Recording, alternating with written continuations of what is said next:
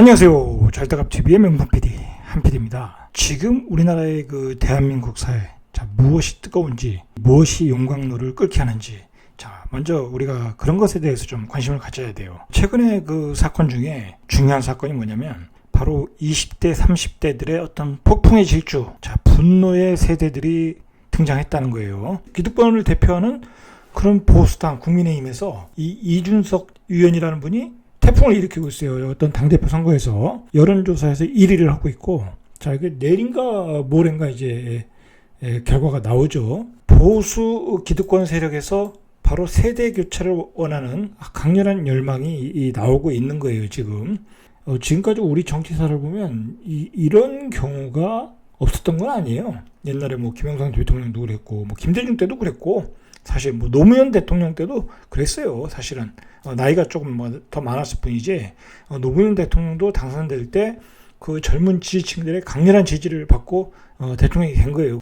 그런데 어쨌든 이번에는 이준석이라는 사람이 국민의힘에서 이렇게 돌풍을 일으키고 있다라는 게 어떤 의미가 있는 거예요. 근데 보통은 이게 민주당, 더불어민주당에서 주로 이렇게 돌풍을 일으켰잖아요. 예전에 노무현 대통령도 그랬고, 그것에 맞서는 사람들은 아주 보수 기득권 어떤 그 이미지의 대통령들이 나왔잖아요. 후보들이. 이해창 후보라든지, MB라든지, 박근혜라든지. 그랬는데, 이번에는 안 그래요. 참 재밌는 게, 국민의힘에서 지금 당대표의 1위가 이준석이고, 그리고 대통령 후보 여론조사 1위가 윤석열이잖아요. 윤석열은 지금 국민의힘의 당원도 아니에요. 지금 들어가느니 마느니 하고 있죠. 어쨌든 지금 젊은 세대들이 이준석 의원에 대해서 열광을 하고 있다라는 게 이제 어떤 그 의미가 있는 것이고, 반대로 이제 지금 좌파 정부에서는 깜짝 놀라는 거죠. 사실은 좌파 정부 지금 더불어민주당 입장에서 더 돌풍을 불어야 되는데, 젊은 바람이 불어야 되는데, 왜 그러냐면 더불어민주당을 지지하는 세력들이 바로 2030 세대들이잖아요. 그리고 40대 MZ세대, 30, 40대 MZ세대, 그런 사람들이 더불어민주당의 핵심 지지층이었죠. 그 지지 세력들이 반대 야당에서 돌풍을 일으키고 있다니까 이게 당황스러운 거예요. 사실 당황스러운 사건이에요. 그러면 이제 생각을 해봐야 돼. 왜 그런 현상이 일어났나? 왜 이런 현상이 일어났나? 그럼 더불어민주당의 대표하는 젊은 국회의원들이 있지 않습니까? 예를 들어서 김남국 국회의원이라든지, 박용진 국회의원이라든지, 그리고 이제 조금 나이가 올라가면 정창래라든지 라디오에서 많이 나오시는 분들이 있잖아요. 근데 그리고 이제 최고위원인 박주민 의원. 그런 사람들이 있는데, 문제는 박주민 국회의원은 저번에 임대차 보호삼법 발표 전에 임대료를 미리 올려가지고, 월세를 미리 올려가지고, 벌써 거기서 조금 분위기가 아웃됐고, 김남국 국회의원은 또 이게 너무 좌파라고 그래야 되나요? 이제 그런 이미지 때문에 또 이렇게 폭넓은 지지를 못 받는 것 같고, 그렇게 어떤 젊은 층의 국회의원들이 다 각각 포진되어 있는데, 야당에서 그런 돌풍이 일어난다는 게 우리가 한번 왜 그런가를 한번 생각을 해봐야 된다는 거예요. 그만큼 2030 40대들이 불만이 많다라는 거예요. 불만이 많다. 이 시대에 대해서 불만이 많다. 시대에 대해서 불만이 많은 게 뭐가 있겠어요. 집값이 폭등했고, 부동산 가격이 폭등했고, 도저히 자신의 월급으로 커버할 수 없는 가격까지 올라갔고, 그리고 중요한 것은 청약해도 당첨이 안 된다는 거죠. 예전에는 그래도 이렇게까지 심하지 않았거든요. 근데 이상하게 요즘은 이제 아파트에 대한 선호도가 높다 보니까, 그리고 대출이 많이 되다 보니까 많이 청약을 하는 거예요. 그리고 전세가도 높다 보니까. 그러니까 도저히 20대, 30대, 40대 점수 가지고는 되지를 않는 거예요. 당첨이 되지 않는 거예요. 그래서 이제 분노를 했고, 그리고 또 공정하지 않다라는 거예요. 기회가 조국 사태 때문에 공정하지 않으니까 상실감을 느껴서 많이 돌아섰고, 그런 상황이라는 거예요. 지금 우리나라 사회가 이런 2030의 어떤 분노의 폭발의 중심에는 부동산 문제가 분명히 있었어요. 그리고 우리가 한번 또 체크해야 될 게 뭐냐면, 대한민국 정치사에서 검찰과 좌파의 극렬한 대립이 이번에 일어났어요. 좌파 입장에서 드러내놓고 개혁을 하려고 했던 게 검찰 개혁이잖아요. 자, 그러다 보니까 검찰과 좌파와 부딪혔고, 자, 그게 이제 윤석열과 지금 좌파 정부가 부딪혔고, 상대적으로 윤석열은 나와서 또 대권 후보가 됐고, 자, 이렇게 우리의 역사가 그렇게 흘러가고 있어요, 지금. 자, 이게 바람직한 건지 아닌 건지는 나중에 역사가 평가할 것이고, 자, 중요한 거는 이렇게 검찰과 정치 세력과의 좌파 정부와 어떤 대립각을 가지고 싸우고 있다. 자, 검찰이 이렇게 우리나라 정치사에 주인공으로 등장한 적이 있느냐 이거예요. 없다는 거죠. 대한민국 검찰이 이렇게 정치사의 주인공으로 등장한 것이 없다. 자, 이런 게 요즘 우리 사회의 어떤 특징인 것 같아요. 요즘 우리나라 사회의 어떤 특징이 또 뭐냐면, 이 국가 운영에 원칙이 없어요. 그냥 모든 것을 손바닥 뒤집듯이 한다. 정부가 만들었던 신도시 계획도 철회하고, 그 다음에 정부가 신도시를 추진하는데 그 LH 같은 그 공공기관 공무원들이 투기를 해서 그 수많은 이득을 보고 국가 공무원들의 어떤 청렴도를 다 흐려놨다라는 거예요. 자, 그리고 국가가 원칙으로 정해놨던 그 어떤 제도와 법칙을 다 뒤집어 버리더라는 거예요. 뒤집어 버리더라. 자, 그래서 국민들이 어떻게 집을 팔 수도 없고, 팔면 양도세가 얼마 나올지도 모르고, 또 제도는 계속 바뀌고, 자, 그러니까 국가 운영에 너무 혼란스럽다는 거, 혼란스럽고 원칙이 없다.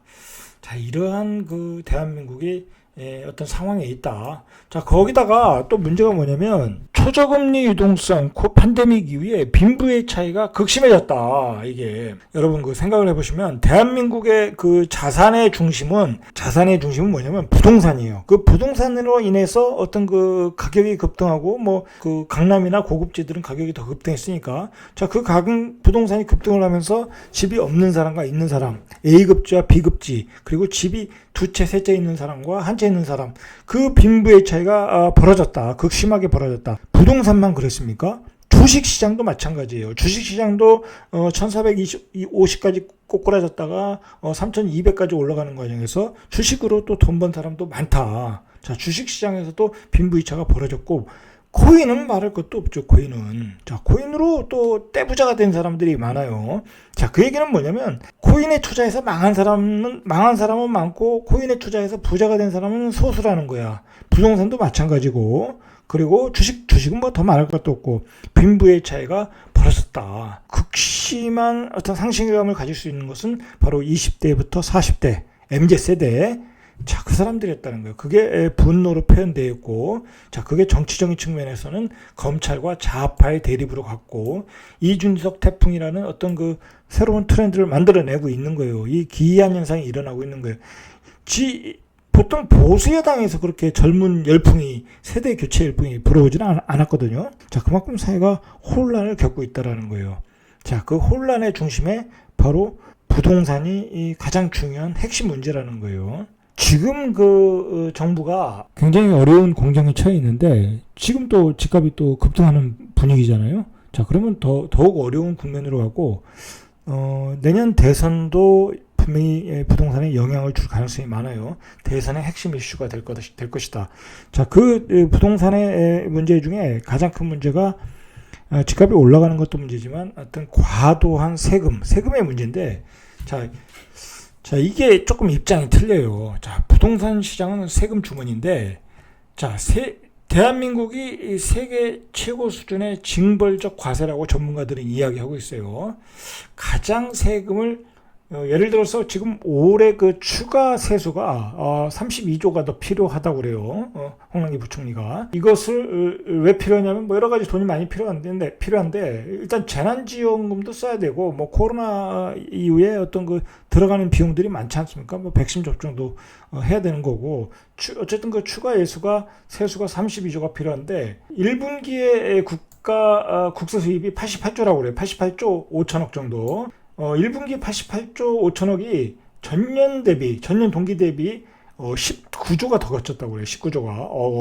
어마어마하게 거친 거죠. 이거 이렇게 되면 거의 4분의 1이 더 거친 거죠. 이게. 자, 이게 어디에서 거쳤겠어요? 4분의 1이.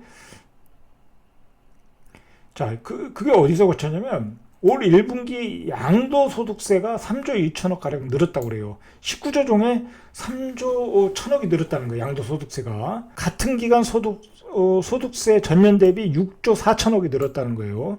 어마어마하게 늘은 거죠. 그러니까 부동산 가격이 급등을 하고 집을 팔면 양도소득이 어마어마하게 나오는 거예요. 그러니까 이 정부는 이거 즐기는 거예요. 이거 세금이 이렇게 들어오니까.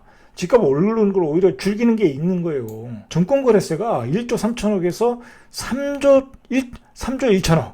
자, 이 상태. 이게 몇 배예요, 이게? 거의 2배, 2.5배 정도 되죠? 2.5배가 1분기에 더 거쳤다. 자, 법인세도 많이 거쳤어요. 법인세는 기업이 잘 돼서 거치는 거니까, 이거는 상관은 없어요. 거기서 세율이 늘어난 건 아니니까. 자, 그런데 증권거래세에서 늘어났다. 이 증권거래세에서 늘어났다는 게 뭐예요? 증권이라는 것도 일종의 도박이니까. 거래세에서 국민들이 거래를 하면서 내는 세금에서 걷어가는 거잖아요. 그렇다고 그 주식시장에서 일반인들이 주식에서 다 돈을 버는 건 아니잖아요. 그죠? 자, 그러니까 증권거래세, 예를 들어서 양도소득세, 취득세, 자, 그런 거에서 수익이 세수가 늘어났다라. 이게 이제 정부의 어떤 부동산 시장에서 실질적으로 이익을 보는 그러한 형태라고 봐야 되겠죠. 자, 이게 이렇게 세금을 걷어가는데 정부는 좌파 정부는 그래요. 이게 부자들과 투기 세력에서 걷는 세금이다. 자, 그런 명분을 갖고 걷는 거예요. 그러니까 국민들이 뭐라고 앉는 거예요. 투기 세력과 부자들한테 걷는 세금이니까 투기 안 하시는 분들, 무주택자들은 상관이 없다라고 얘기하는 거예요. 과연 그러냐 이거야. 과연 그러냐. 우리가 그걸 체크를 해야 되는 거예요. 과연 그러냐. 종부세도 2%, 3%. 자, 그 안에서 걷는 것이니까 대부분의 국민들이 상관없다. 그렇게 얘기를 해요. 그게 과연 그러냐 이거야. 과연. 자, 그렇다고 하면 문제는 없어요. 2% 내에서만 걷겠다. 그리고 양도소득세도 투기 세력, 다주택자, 그런 사람들한테 걷으면 상관없겠다. 자, 그렇다면 상관없어요. 자, 그런데 잠깐 한 가지 예를 들어보면, 생각을 해보세요. 예전에 내가 이제 5억짜리 5억을 주고 집을 샀는데 12억에 팔았어요. 그러면 9억에서 12억 사이 구간은 세금을 내야 되는 거예요. 누구든지 고가주택 기준이 9억이기 때문에. 그러니까 1주택자도 집을 팔면 세금을 내야 되는 거예요. 결국은 그렇지 않다라는 거죠. 그렇지 않다. 올해 추경을 하냐 안 하냐, 국채를 발행하냐 안 하냐, 이 문제가 요즘 이슈인데, 자, 이거 안 한다고 그러잖아요. 세수가 많이 들어오고 있으니까. 이게 안 한다라는 것, 추경을 한다는 것도 문제가 있지만 안 한다는 것도 문제가 있어요. 왜냐하면 그만큼 세금이 더 들어왔다라는 거예요. 기업이 수출을 잘해서 그게 다 들어오면 문제는 없는데, 그렇지 않고 거래세, 증권거래세, 양도소득세, 자, 그렇게 들어온다는 건 문제가 있는 거예요. 자, 그런데다가 작년에 몇 년 전부터 이게 공시지가 현실화율을 지금 현재 75%고 90%까지 올리겠다고 그러잖아요. 공시지가라는 거는 모든 세금의 어떤 기준점이에요. 기준점. 자, 그러니까 재산세부터 건강, 보험, 다른 기타 준조세까지 모든 세금의 기준점이다. 자, 근데 그것을 75%에서 95%까지 올린다. 그러니까 세금이 다 올라가는 거야. 지금 좌파 정부는 보편적 복지를 강조하는 정부이기 때문에 세수가 많이 필요해요. 증세가 많이 필요하다. 자, 그런데 그렇다고 기업에다 대고 법인세율을 더 올릴 수도 없는 거고, 그렇다고 다른 항목을 만들어서 세금을 거둘 수도 없는 거고, 결국은 들어오는 세금은 부동산 거래에서 들어오는 세금이라는 거예요. 자, 그러니까 좌파 정부가 집값이 떨어지길 원하겠습니까? 실질적으로 그렇진 않다라는 거야. 지금 팩트를 보면. 좌파 정부는 이렇게 공시지가율을 작년에 19.08을 올렸어요. 공동주택 공시가를. 자, 그래서 웬만한 아파트 단지에서 다 집단적으로 민원을 넣었어요. 민원을 다 넣었어요. 많은 아파트들이 넣었는데 전혀 안 받아줬죠. 전혀 안 받아줬어요. 일부 단지 받아줬는지 모르겠지만 거의 안 받아줬다. 자, 이렇게 공시지가를 올려버리면 국민연금, 건강보험료, 세금, 부가금 등 20여 종에 파급돼서 올라간다고 그래요. 자, 이게 공동주택만 올라가냐? 그렇지 않다. 이 토지가 올라가니까, 토지 건물 가격이 올라가니까 다가구주택, 다중주택, 단독주택 417만 채 대상이 공시지가도 올라간다라는 거예요. 자, 이 공시지가가 올라가면 22여 종의 어떤 세금이 다 올라간다. 예? 그 세금을 지금 좌파 정부는 보편적 복지로 쓴다는 거예요. 그 작년에 그 투기 세력이 극심할 때 이 법인 계좌를 가지고 많은 투기 세력들이 이 시장을 교란시키지 않았습니까? 자, 그래서 법인들한테는 종부세율을 현행 1%에서 3%에서 6%로 올려버렸어요. 자, 그리고 기본공제도 없애버렸어요. 그리고 이제 취득세도 다주택자를 살 경우에는 12%로 올려버렸어요. 전방위적으로 다 올렸다. 아까도 얘기했듯이 그 고가주택 기준이 이게 서울이 9억을 정해놨는데 지금 서울의 평균 가격이 9억이 넘어요. 이게 예전 기준 같은데 지금 거의 10억이 넘는 거로 제가 알고 있거든요. 서울의 절반이 9억이 넘는데 이게 고가주택 기준이야. 자, 그러니까 9억이 넘으면 다 세금을 내야 돼요. 일반 세율이라도. 자, 내야 되니까 대부분의 사람들이 세금을 내고 있다라는 거예요. 자, 11년 전 잣대로 중산층까지 징벌적 과세를 하고 있다. 자, 이래서 욕을 먹는 거예요, 지금 좌파 정부가. 자, 12년째 고가주택 기준이 그대로이다. 자, 그래서 이번에 이제 부동산 특별위원회를 만들어가지고 고가주택 기준을 12억으로 조정을 하자고 했다는데 그것도 거의 부결됐죠? 네, 부결됐어요. 그 총회인가 해가지고 민주당에서. 자, 정신을 못 차리고 있는 거죠. 예전에 그 박정희 정권 시대 때 한번 그 국회의원 선거에서 신민당한테 한번 진 적이 있다고 그래요. 자, 그때 새로 세금이 부가가치세라고 그래요. 뭐 이제 뭘 사면은 지금 우리 부가가치세 당연히 내잖아요. 당연히 내잖아요, 그거는. 근데 그때 그걸 만들었을 때는 이제 이해가 안 가는 거죠. 뭐 사는 사람도 10% 더 내야 되고, 그리고 가게를 사업을 하시는 분들도 더 받아서 내야 되고. 자, 그 당시엔 그게 이해가 안 갔어요. 자, 그래서 그때 국회의원 선거에서 졌어요, 그때. 그러니까 세금이라는 거는 무서운 거예요. 민심이 어떤 그 심판을 받을 수 있는 게 민감한 상황이 세금이라는 거예요. 자, 거기다 이게 문제가 뭐냐면, 정말 요즘 문제가 뭐냐면, 이 세무사도 모르는 양도소득세. 진짜 요즘 집 파는 사람들은 이거 무서워서 집을 못 팔아요. 그러니까 이게 파시는 매도자가 공부를 열심히 해야 돼요. 막 그 세무서에다가 질의해보고, 유권 해석해보고. 자, 그래도 또 소용없어요. 그렇게 또 해서 또 팔았는데, 나중에 보니까 또 유권 해석이 틀리네? 그리고 또 법을 바꿔서 소급 적용해버려요. 자, 이게 문제가 있는 거예요. 자, 그래가지고 요즘 최근에 그 분양권 2개 가지고 있어서 뭐 일시적 1가구 2주택. 자, 그것도 그 취득 기준으로 하지 않고 잔금 기준으로 해서 그 양도세 폭탄 맞으신 분들이 있잖아요. 그것도 난리가 났어요, 지금. 그래가지고 그 행정소송 한다고 그러잖아요. 자, 그런 그 케이스가 너무 많다. 자, 그런데다가 이 다주택자들 종부세를 2배로 올리고, 뭐 양도세 뭐 두 채 세 채인 경우에 72%에서 84% 내야 되고, 지방세까지 포함해서. 자, 이렇게 아주 무지막지하게 그 세금을 때리고 있다. 자, 이제 정부 입장에서는 이게 다주택자들, 투기 세력들, 그리고 종부세 대상은 뭐 2%에서 3%밖에 안 된다. 자, 그러니까 별 문제가 없습니다. 라고 이야기를 하고 있어요. 자, 이제 과연 그러냐 이거죠. 과연 그러냐. 자, 종부세 대상이 고작 2%라고 그래요. 그러니까 이제 부동산 특별위원회에서 이번에 종부세 완화를 해야 되는데, 뭐 9억에서 12억으로 하느냐, 아니면 그냥 커트라인 2%로 하느냐. 자, 말이 많지 않습니까? 아직 그것도 결정 못했어요. 고지서를 받은 국민이 66만 7천 명. 인구로 따지면 1.3%라는 거예요. 이게 많지 않다. 지금 좌파 정부 입장에서는. 자, 그런데 어쨌든 이게 문재인 정부 들어서 종부세 대상이 6배 증가했다고 그래요. 6배. 자, 우리나라 그 재산세, 보유세. 자, 이게 미국과 한번 비교해 보시죠. 이거 미국과 비교해도 우리나라가 굉장히 높아요. 미국의 보유세는 쉽게 말해서 살 때 기준이야. 내가 뭐 5억에 샀는데 나중에 뭐 5년 뒤에 10억이 됐어. 그럼 10억을 가지고 이 보유세를 때리는 게 아니에요.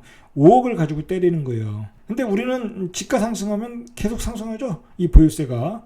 그러니까 문제가 되는 거예요. 그 사람의 소득은 줄어드는데 나이가 들면서 줄어들 거 아니에요. 그죠? 그리고 상황이 다 틀려지잖아요. 그리고 은퇴를 하는 사람도 있잖아요. 할아버지가 된 경우도 있잖아요. 그리고 1만 달러 이하는 또 재산세 공제를 해줘, 미국은. 그리고 재산세 인상폭을 물가 상승률 이하로 간다는 거야. 이렇게 안전장치가 있는데 우리나라는 그냥 무식하게 공시지가 환원율을 올리고 지가 상승을 그대로 반영한다. 그러니까 강남에 2채 가지면 1억이 나오는 거예요. 참 뭐 제가 강남 사람들을 옹호할 일은 없지만 뭐 강남에 다 부자들만 있는 건 아니잖아요. 그죠? 강남에 평범한 사람도 많아요.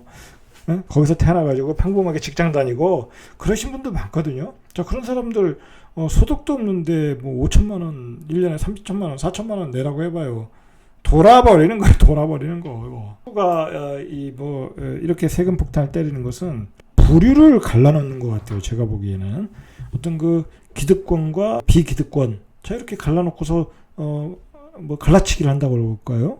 자, 그래서 우리는 어떤 기득권 부자들한테 돈을 받아서 당신들한테 가난한 사람들에서 복지를 한다. 자, 그러한 그 어떤 생각으로 그렇게 하는 것 같아요. 자, 그런데 그것이 이제 너무 급격하게 이루어진다는 거죠. 그리고 그게 문제는 그 2%, 뭐 이 종부세를 내는 2%에게 뭐 강남에 사는 사람들에게 또 그 세금 내는 것에 어떤 부담으로 끝나면 상관이 없는데, 뭐 부자들을 뭐 너무 많이 내는 것도 문제는 있지만 당연히 자 그렇게 끝나면 상관없는데, 이 문제는 시장 전체에 어떤 부작용을 주고 있다는 거예요. 그 부동산 시장을 그냥 다 쥐고 정부의 손에서 쥐고 그것을 일일이 다 컨트롤하려다 보니까 그 컨트롤하기 위해서 모든 법을 만들었잖아요. 뭐 임대차 보호 3법까지 만들고 토지거래 허가제까지 하고 뭐 대출 규제하고 모든 규제를 하다 보니까 그 시장에 부작용이 나타나면서 그 시장에서 실제로 피해보고 있는 것은 세입자들,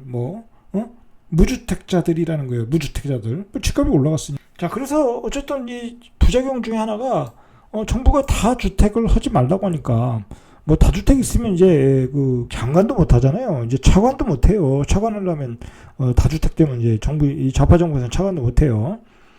자, 그러다 보니까 다주택자가 다 사라지고 있어요. 그러다 보니까 똘똘한 채로 가고 있는 거야. 그러니까 강남의 집값이 계속 올라가는 거예요. 계속. 예? 끝도 없이 올라가고 있는 거예요. 지금 미친 듯이 올라가고 있는 거예요. 집값만 올라가나요? 전세값도 올라가고 있어요. 아크로 리버파크가 84가 지금 전세가 25억이라고 그래요. 25억. 네? 그 말이 됩니까? 자, 그러니까 다주택자가 없어지니까 임대할 물건이 시장에 사라지고 있어요.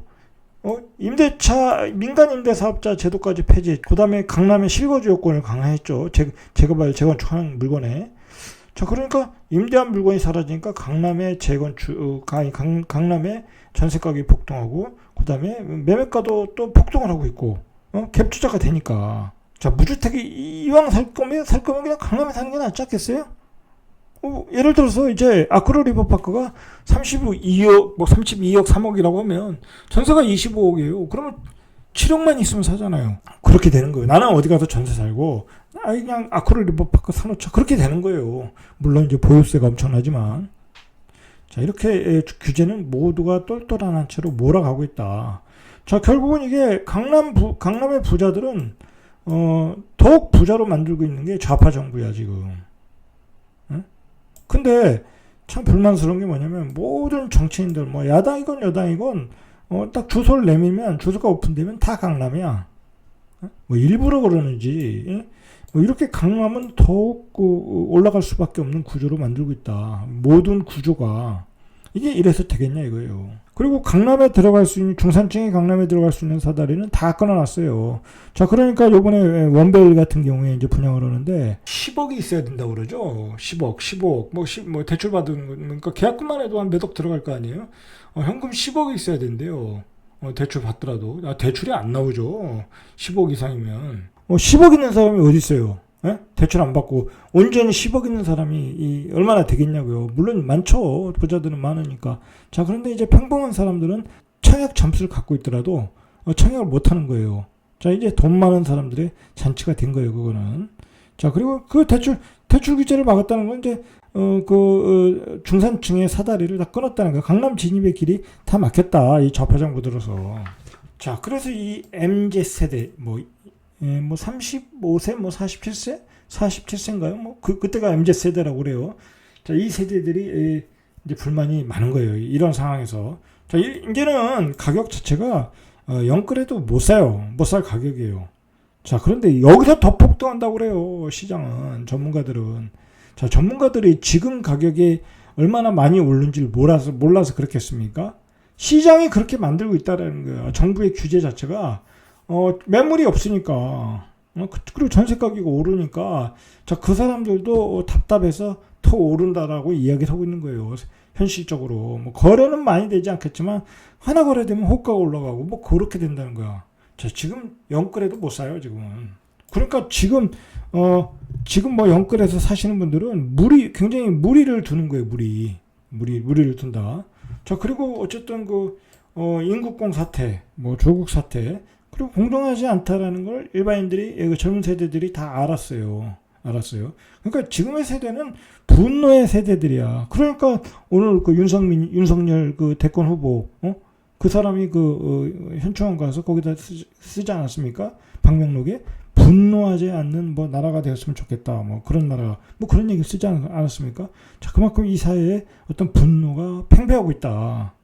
자, 그 분노가 팽배한 것은 자, 어쨌든 기회가 동동하지 않구나. 조국 사태로 기회가 동동하지 않구나. 자, 그걸 젊은 세대들이 파악을 했어요. 자, 그리고 코인 시장, 부동산 시장, 주식 시장 급등하는 걸 통해서 어떤 벼락부자가 나오고 벼락거지가 나오면서 동동하지 않구나. 사회가 동동하지. 그걸 깨달은 거예요. 자, 그걸 깨달으면서 표현이 나타난 게 바로 이준석 어떤 태풍. 자, 그런 거예요.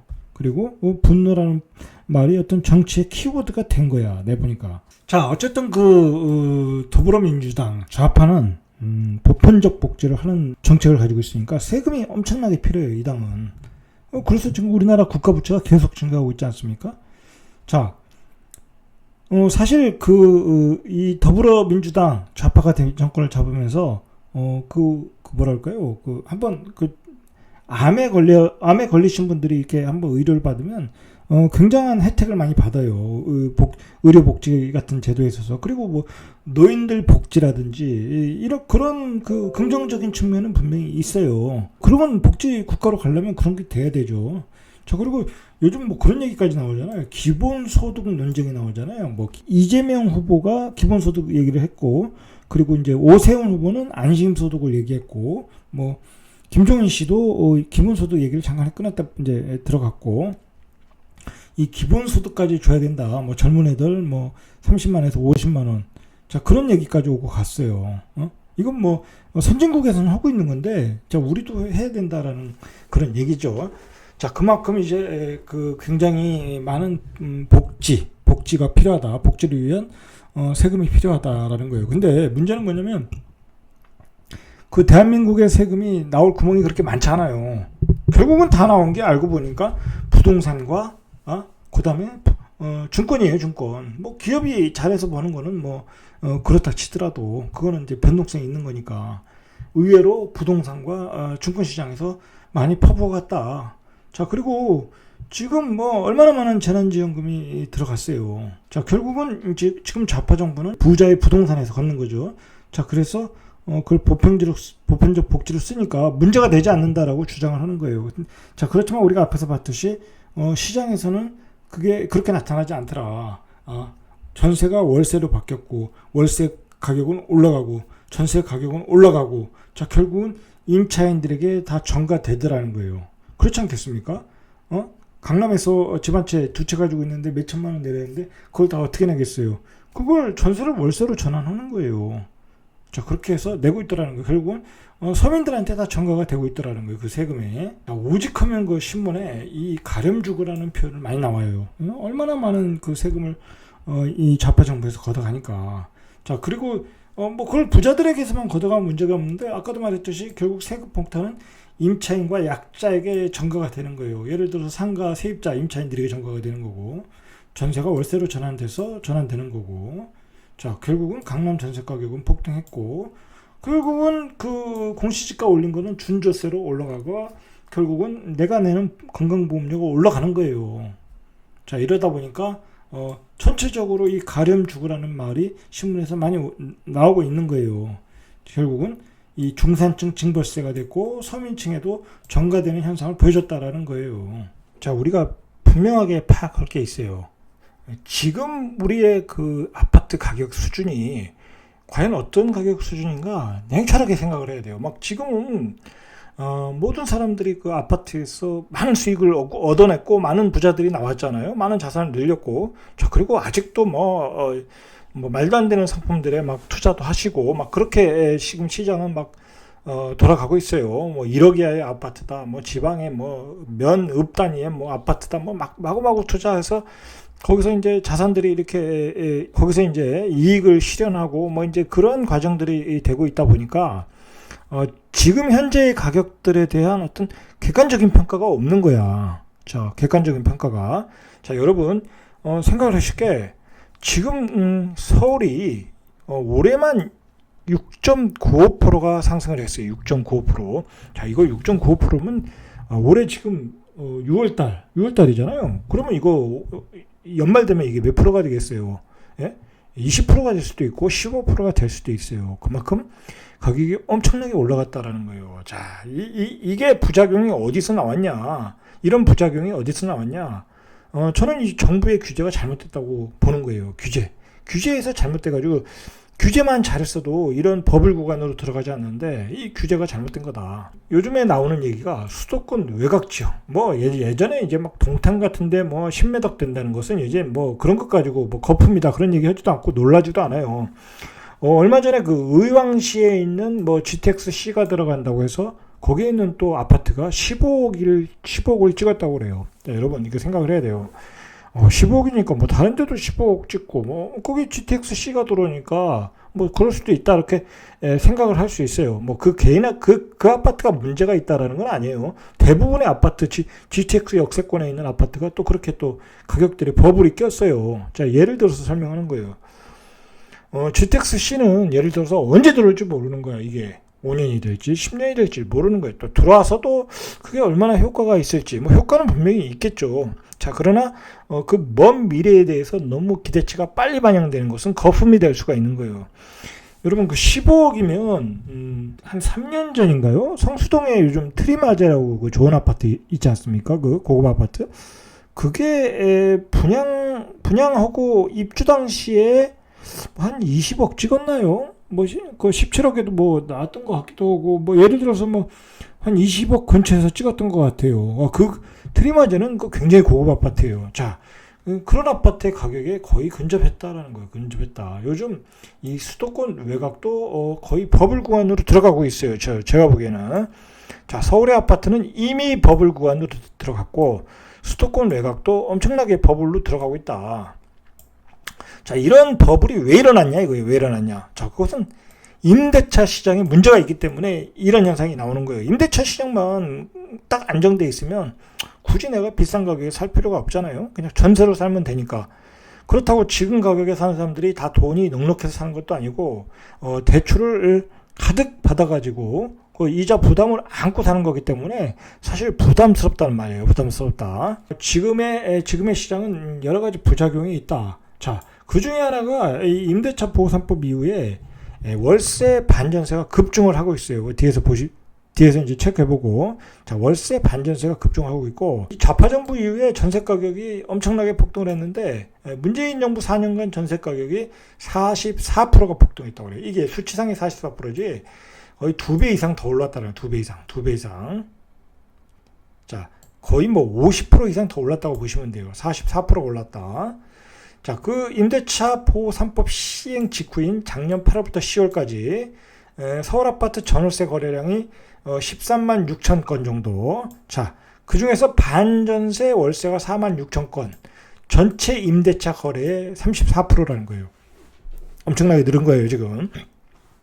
자, 세금 폭탄을 때리고 보유세, 종부세를 때리니까 다주택자들이 어떻게 반응하겠어요? 전세를 월세를 놓고 그 월세를 받아서 세금을 내는 구조가 된 거예요. 그러니까 결국은 서민들의 돈이 정부의 세금으로 다 들어가고 있는 거예요. 수도권 외곽도 얼마나 폭등했냐? 자, 올해 가장 많이 폭등한 곳이 안산, 의왕, 인천, 시흥이에요. 자, 그래서 올해 1월에서 5월 사이에 가장 많이 올랐는데 15% 이상 올랐어요. 이거는 지난해 연간 상승률을 추월한 거예요. 자, 엄청나게 올랐다. 그 외곽도 이제 쉽게 살 수가 없어요. 지역별 누적 상승률을 보면 안산시 상록구가 19.44, 거의 20% 올랐죠. 의왕시가 18.29, 인천시 연수구 송도죠. 17.50. 안산시 단원구가 16.5, 시흥시가 15%. 자, 이렇게 많이 올랐다. 자, 외곽에 가서도 이제 아파트를 사기가 어렵다라는 거예요. 어렵다. 제가 이렇게 보면은 어느 지역은 아무리 새 아파트라고 해도 특별히 교통도 안 좋은데 가격이 2배 이상 급등한 곳이 있어요. 자, 그런 데는 나중에 가격 방어가 안 돼요. 가격 방어 안 된다. 근데 이제 다른 지역이 오르다 보니까 상대적으로 저렴하니까 가격이 이렇게 키 맞추기를 하고 있더라는 거야. 자, 그런 지역들은 조심하셔야 돼요. 도심에서 집을 못 사는 사람은 외곽으로 밀려나고, 도심에서 전세를 못 얻는 사람들은 또 외곽에서 전세도 월세로 밀려나고, 자, 그래서 월세 난민이 지금 급증을 하고 있어요.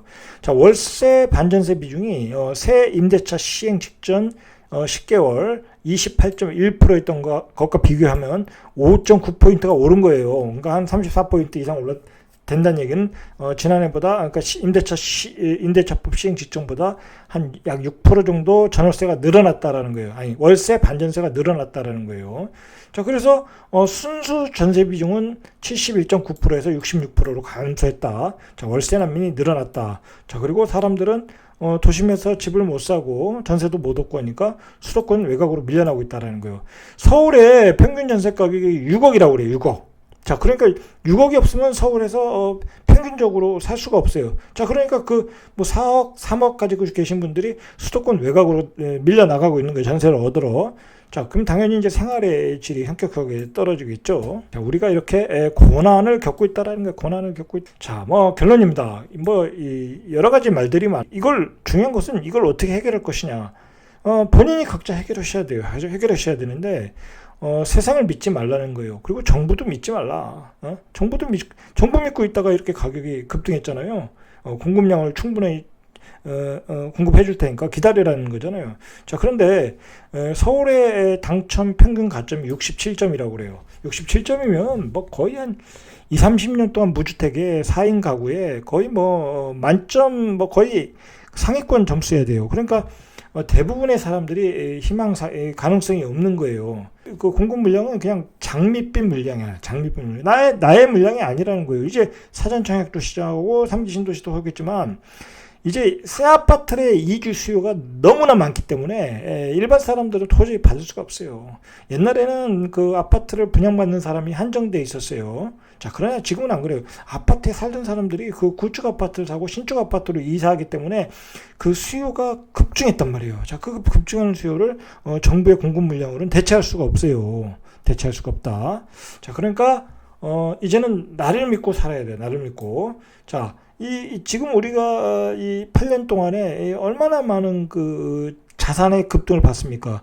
코인 시장에서 벼락 부자가 되신 분도 있고, 아무것도 안 해서 벼락 거지가 되신 분도 있고, 자, 결국 판가름이 나지 않았습니까? 어떻게 대처하느냐에 따라.